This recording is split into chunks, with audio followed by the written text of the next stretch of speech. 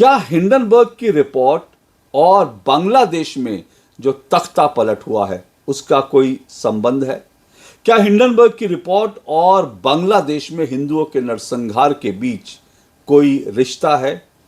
क्या हिंडनबर्ग की रिपोर्ट, राहुल गांधी का उस पर बयान देना और इन दोनों के साथ साथ बांग्लादेश में तख्ता पलट का आपस में कोई कनेक्शन है?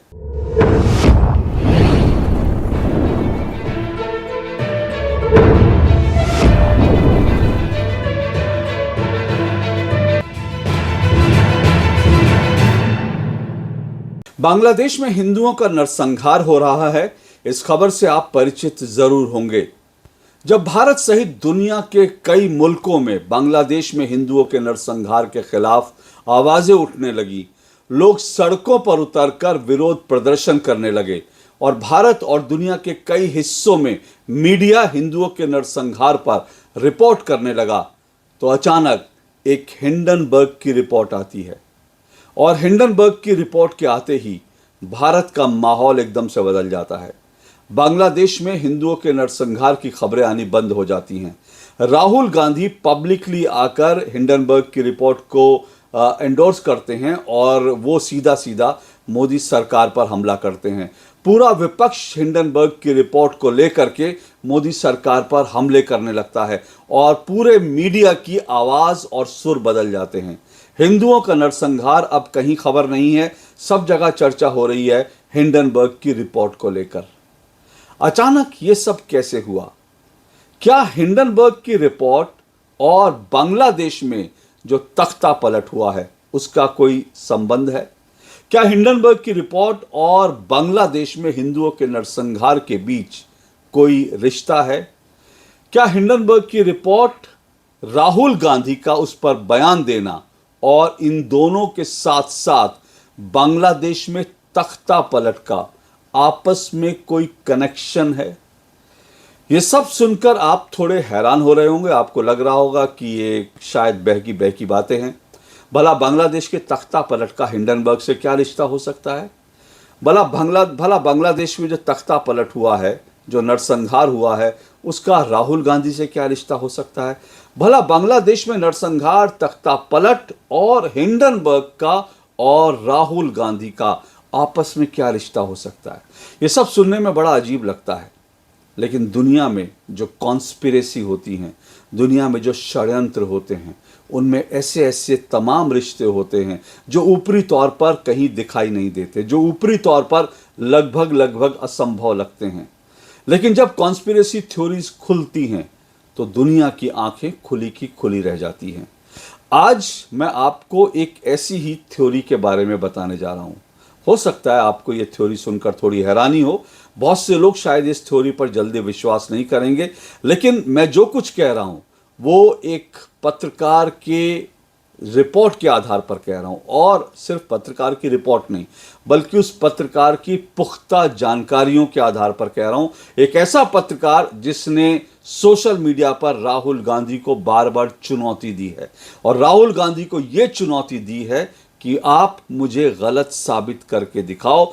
जिस दिन आप मेरी बात, जो मैं सवाल उठा रहा हूं, उसका खंडन करेंगे, उस दिन मैं सबूत लेकर सामने आऊंगा। ये पत्रकार हैं बांग्लादेश के सलाउद्दीन शोएब चौधरी, और सलाउद्दीन शोएब चौधरी बांग्लादेश के बहुत वरिष्ठ पत्रकार हैं और इन्होंने जो कुछ कहा है वो बहुत ठोक बजाकर कहा है और इन्होंने सीधा सीधा राहुल गांधी को एक तरह से चुनौती भी दे दी है। और इन पत्रकार ने जो कहा वो मैं आपको बताता हूं, क्योंकि ये जो पत्रकार ने जो खुलासे किए हैं और जो पूरा इनके खुलासों के आधार पर जो पूरी कॉन्स्पिरेसी थ्योरी है, वो थ्योरी जो अब आप सुनेंगे तो आपको यकीन होगा कि वास्तव में ये बहुत खतरनाक थ्योरी है जो भारत के इर्द गिर्द रची जा रही है और इसमें राहुल गांधी का बहुत बड़ा हाथ है। बल्कि ये जो पत्रकार हैं सलाउद्दीन शोएब चौधरी, इन्होंने तो ये कहा है कि भारत के दुश्मन है राहुल गांधी। मुझे नहीं पता इसमें कितना सच है, कितना इसको मानना चाहिए, नहीं मानना चाहिए। मैं अक्सर जो विदेशी पत्रकार हैं, मैं अक्सर उनकी थ्योरीज में कम यकीन रखता हूं। मैं अक्सर मानता हूं जो विदेशी पत्रकार हैं वो जो कुछ कह रहे हैं वो कई बार बढ़ा चढ़ा कर कहते हैं। विदेशी पत्रकार जो भारत को लेकर कहते हैं, कई बार वो ऐसी बात कह देते हैं जिसका कोई आधार नहीं होता।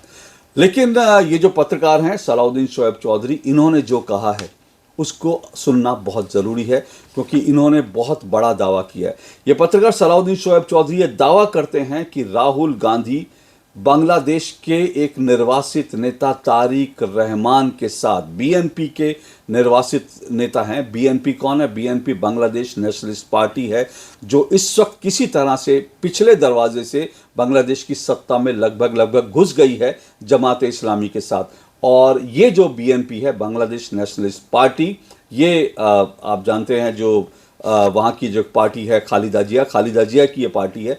और ये तारिक जो रहमान है ये खालिदा जिया के बेटे हैं, और ये 2007 से बांग्लादेश में नहीं है। और ये जो पत्रकार हैं बांग्लादेश के सलाउद्दीन शोएब चौधरी, इन्होंने दावा किया है कि राहुल गांधी लंदन में तारिक रहमान से मिले थे, और तारिक रहमान के साथ मिलकर इन्होंने हरी झंडी दिखाई थी तारिक रहमान को कि बांग्लादेश में जो तख्ता पलट है उसको लेकर इनकी योजना, इस योजना पर चर्चा हुई थी, और राहुल गांधी ने हरी झंडी दिखाई थी। और राहुल गांधी की हरी झंडी मिलने के बाद ही जो तारिक रहमान और बांग्लादेश में जो उन्होंने सरकार गिराई हैं, उन्होंने अपने पूरे काम को अंजाम दिया। ये दावा है सलाउद्दीन शोएब चौधरी का। अब आप सोचेंगे सलाउद्दीन शोएब चौधरी कौन है, तारिक रहमान कौन है? ये सवाल बहुत लाजमी है, तो इसलिए मैं आपको ये बता दूं कि इन दोनों कैरेक्टर, बल्कि तीसरे कैरेक्टर इस कहानी में जो हैं वो खुद जो है राहुल गांधी हैं। तो मैं आपको बता दूं ये जो तीन कैरेक्टर, इनके बारे में, राहुल गांधी के बारे में आप जानते हैं अच्छी तरह से, लेकिन अब मैं आपको सलाउद्दीन शोएब चौधरी के बारे में बता देता हूँ। सलाउद्दीन शोएब चौधरी बांग्लादेश के एक बहुत वरिष्ठ पत्रकार हैं, और ये 35 साल से पत्रकारिता कर रहे हैं, और ये बड़ी जो है बड़ी इंटरनेशनल स्टोरीज़ को बर्स्ट करने के लिए जाने जाते हैं। ये वही पत्रकार हैं बांग्लादेश के, ये वो पत्रकार हैं जिन्होंने सबसे पहले पाकिस्तान की जो विदेश मंत्री रही थी हिना रब्बानी खार और बिलावल भुट्टो के बीच इन्होंने कहा था कि दोनों के बीच संबंध है, दोनों के बीच जो है रिलेशन है, दोनों के बीच अफेयर है। ये पहले पत्रकार हैं बांग्लादेश के। ये जब स्टोरी इन्होंने की थी उसके बाद इनको जेल भी जाना पड़ा था, क्योंकि इस स्टोरी को लेकर पाकिस्तान सरकार ने दबाव डाला था। पाकिस्तान के मंत्री बांग्लादेश जा रहे थे तो उसमें दबाव डाला था, और उसके कारण इन पत्रकार को गिरफ्तार कर लिया गया था, कुछ पैसे का गबन के आरोप लगाकर। लेकिन ये जो है उसके बाद में तब को यकीन भी नहीं कर रहा था, लेकिन बाद में मीडिया में ऐसी तमाम खबरें आ गईं, और बाद में ये इस खबर की पुष्टि हो गई कि बिलावल भुट्टो और साथ साथ हिना रब्बानी खार के रिश्तों में कुछ ना कुछ गर्माहट तो है। तो सबसे पहले खुलासा इन्होंने ही किया था, इन्हीं पत्रकार ने किया था। अब ये बांग्लादेश के वरिष्ठ पत्रकार है, इनका जो खुलासा है मैं उस पर आऊँगा, लेकिन उससे पहले तारिक रहमान को समझ लीजिए। तारिक रहमान कौन है? तारिक रहमान, जैसा मैंने बताया, ये बांग्लादेश की बीएनपी बांग्लादेश नेशनलिस्ट पार्टी जो खालिदा जिया हैं, खालिदा जिया के बेटे हैं, और खालिदा जिया की पार्टी उस पार्टी से हैं, शेख हसीना के विरोधी हैं, कट्टर विरोधी। और आप अच्छी तरह से ये भी जानते होंगे, ये जो खालिदा जिया हैं, खालिदा जिया भारत विरोधी रुख के लिए जानी जाती हैं। जमात इस्लामी जो कट्टरपंथी इस्लामी संगठन है उसकी करीबी हैं, और ये माना जा रहा है जमात इस्लामी, खालिदा जिया और मोहम्मद यूनुस जो नोबेल पीस शांति पुरस्कार जिनको मिला, इन सब की मिली भगत, इन सब ने जो है मिल करके बांग्लादेश में सरकार गिराई है, शेख हसीना की सरकार गिराई है। तो ये जो है तारिक रहमान, ये खालिदा जिया के बेटे हैं, और इनके ऊपर आरोप था कि इन्होंने पार्टी के कुछ लोगों के खिलाफ जो है बॉम्ब प्लांट किया था, और उस बॉम्ब प्लांट करने में कुछ शेख हसीना की जो पार्टी है अवामी लीग के कुछ लोगों की मौत भी हुई थी। तो उसके बाद इनको सज़ा हुई थी, जो वहाँ की कोर्ट है, बांग्लादेश की कोर्ट ने इस रहमानी को सज़ा सुनाई थी। लेकिन उसके बाद ये कैसे इंग्लैंड पहुँच गया इसके बारे में हम नहीं जानते। अलग अलग थ्योरी हैं जिसको मैंने रिसर्च किया तो सामने आई। एक थ्योरी ये है कि इसने लिख कर दे दिया था कि भाई मैं बांग्लादेश की राजनीति में कोई दखल अंदाजी नहीं करूँगा। इसके बाद इसको जो है वहाँ से देश छोड़ के जाने के लिए कह दिया गया। दूसरी थ्योरी ये भी है कि इसने बीमारी का बहाना बनाया और इलाज कराने के लिए लंदन गया, और 2007-8 से ये लगातार लंदन में ही निर्वासित जीवन बिता रहा है। लेकिन अब इसके वहाँ पर जो है जो संबंध हैं, वो संबंध इसके वहाँ पर कट्टरपंथियों से हैं, वहाँ जो डीप स्टेट है अमेरिका से उसके साथ हैं इसके संबंध। और इसने जो है राहुल गांधी से मुलाकात की है, ये दावा जो है वो किया है बांग्लादेश के इस पत्रकार ने। सलाउद्दीन शोएब चौधरी का ये दावा है कि उन्होंने कहा है कि वो बांग्लादेश के जो बीएनपी के कई लीडर्स हैं उनके संपर्क में हैं, और बीएनपी के लीडर्स ने इनको जो है इनको वो मैसेज दिखाया था जो तारिक रहमान ने इंग्लैंड से भेजा था अपने बांग्लादेश में रहने वाले नेताओं को कि राहुल गांधी से मेरी मुलाकात हो गई है और राहुल गांधी ने हरी झंडी दिखाई है, अब जल्द ही जो है हम अपने काम पर लग जाएंगे। तो जो सलाउद्दीन शोएब चौधरी हैं उनका कहना है कि ये पूरी की पूरी योजना लंदन में इस पर बात हुई थी और लंदन में जो है इस योजना को हरी झंडी दिखाने के बाद उसके बाद ये पूरा का पूरा जो है तख्ता पलट हुआ है।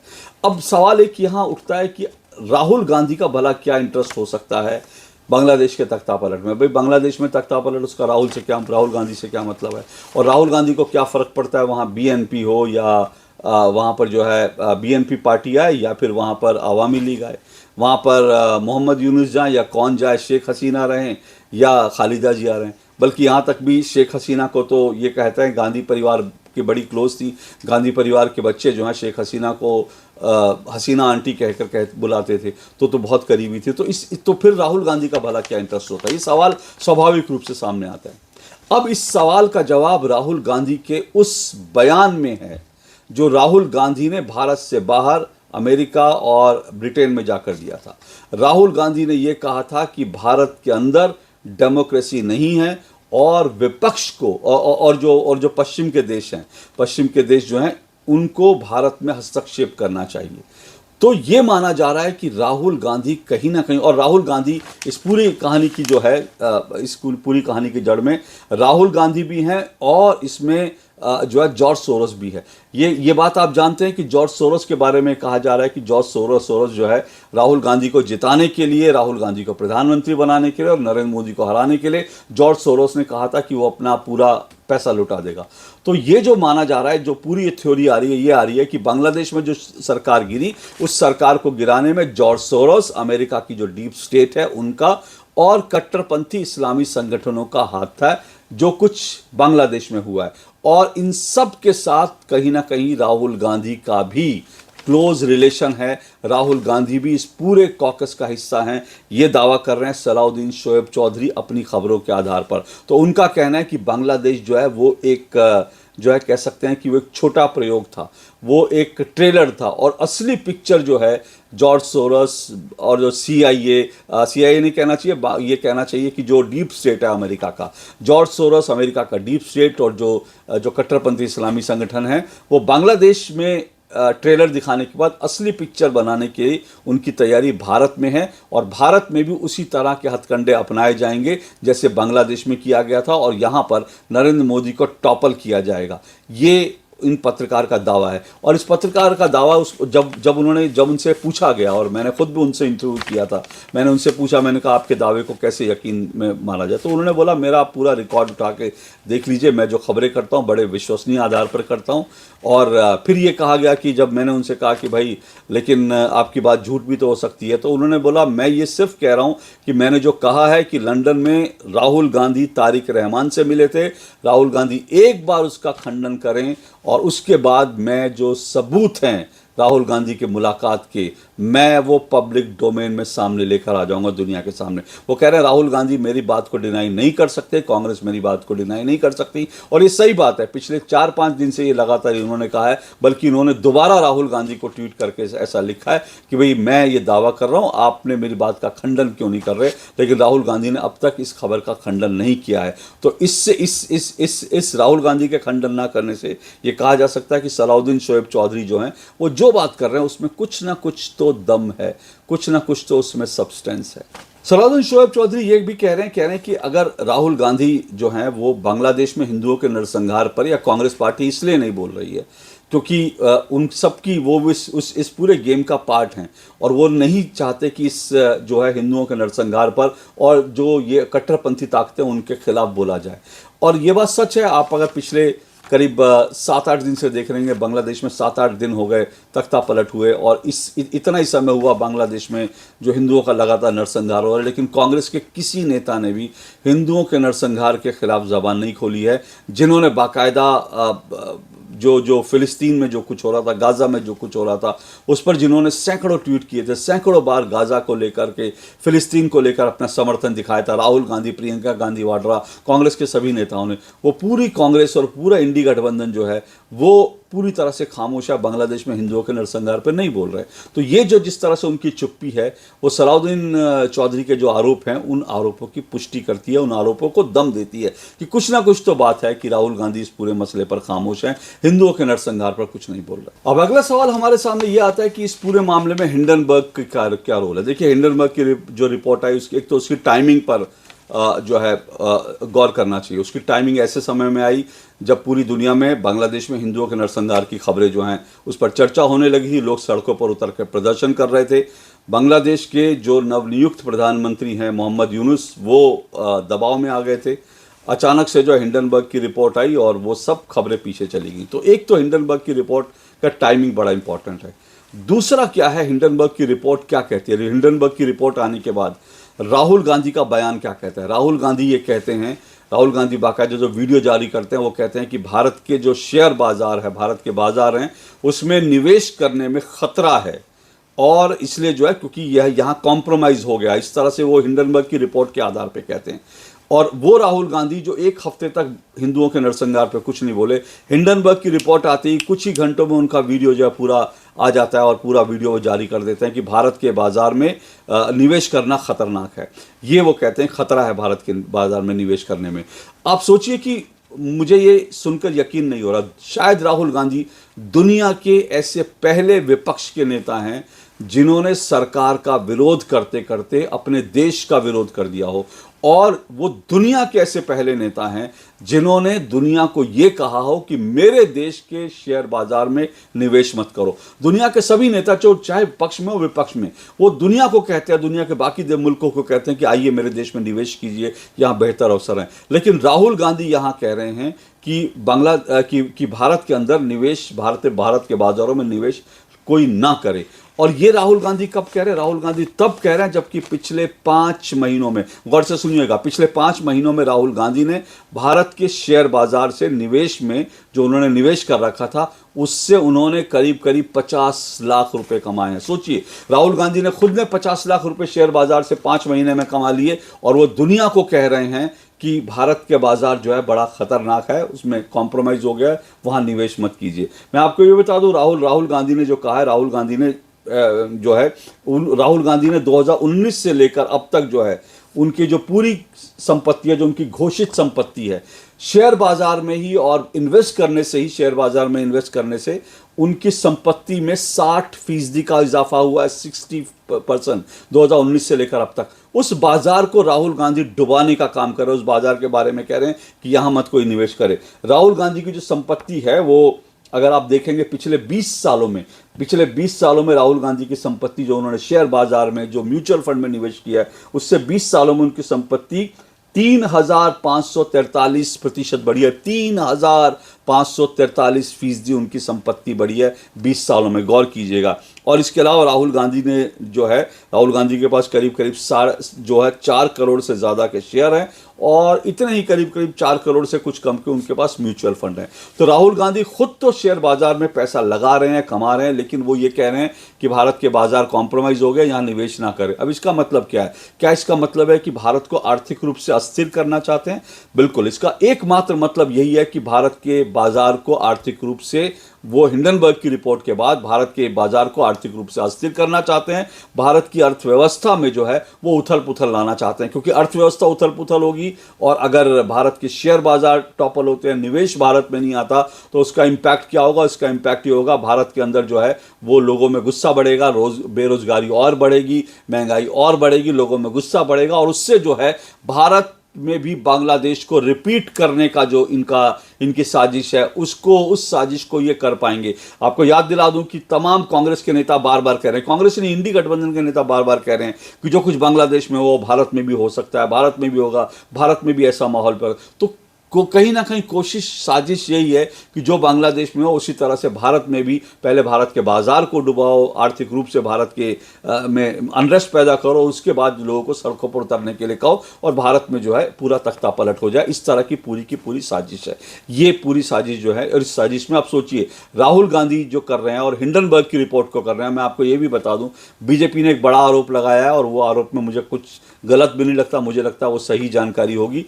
हिंडनबर्ग में मुख्य रूप से निवेशक जो हैं वो जॉर्ज सोरोस हैं। वो जॉर्ज सोरोस जो राहुल गांधी के लिए इन्वेस्ट करने के लिए तैयार है, मोदी को हटाने के लिए, वो जॉर्ज सोरस जो हिंडनबर्ग के पीछे हैं, और इसीलिए हिंडनबर्ग की रिपोर्ट को लेकर राहुल गांधी इतने उत्साहित होते हैं कि तुरंत आकर वीडियो जारी कर देते हैं, भारत के हितों के खिलाफ आकर वीडियो जारी कर देते हैं। ये पूरा का पूरा नेक्सस जो है, इसको आप समझ लीजिए, इसमें जो है, इसमें सीधा सीधा जो है अमेरिका की डीप स्टेट है, इसमें इस्लामी जिहादी इस्लामी ताकतें हैं, इसके अंदर जॉर्ज सोरस है, इसके अंदर राहुल गांधी हैं, इसके अंदर तारिक रहमान है, इसके अंदर दुनिया की इस्लामी ताकतें हैं, इसके अंदर डीप स्टेट है, और वो तमाम लोग जिनके बीच जाकर राहुल गांधी ये कहते हैं कि भारत में जो है वो लोकतंत्र नहीं है, और लोकतंत्र लाने के लिए हमें आपकी मदद की ज़रूरत है। ये पूरा नेक्सस जो है वो ख़तरनाक तरीके से काम कर रहा है, इसलिए मुझे लगा कि इस नेक्सस को एक्सपोज करने की ज़रूरत है, आपको सावधान करने की ज़रूरत है, आपको ये मालूम होना चाहिए कि क्या क्या साजिशें भारत में हो रही हैं। बांग्लादेश महज एक ट्रेलर था, भारत में एक फिल्म बनाने की साजिश चल रही है, बांग्लादेश को भारत में रिपीट करने की साजिश चल रही है, और उस साजिश के ये सारे सूत्र हैं, उस साजिश के ये सारे के सारे जो हैं पात्र हैं, और इसका खुलासा खुद बांग्लादेश के एक बड़े पत्रकार ने किया है, जिसकी बात का खंडन राहुल गांधी ने अब तक नहीं किया है। और इस पत्रकार ने कहा है कि राहुल गांधी एक बार मेरी बात का खंडन कर दें तो मैं सारे सबूत दुनिया के सामने रख दूंगा। अब ये कहानी जो है किस तरफ जा रही है, ये साजिश क्या है, आप अच्छी तरह से समझ गए होंगे। आज के लिए इतना ही, नमस्कार।